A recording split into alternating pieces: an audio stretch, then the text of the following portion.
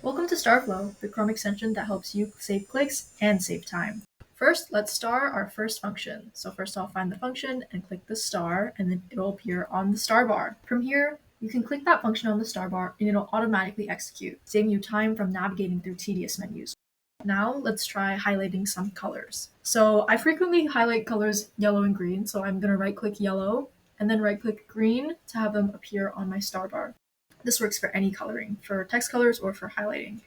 Next, let's try using it. So I'm going to highlight some cells and then click the yellow highlight button, and voila, my cells have been highlighted.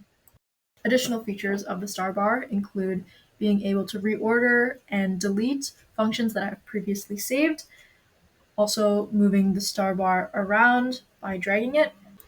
You can also minimize and maximize the star bar by clicking on Starry in the top left corner to make sure that it doesn't get in your way. Congrats! Now you're ready to use StarFlo.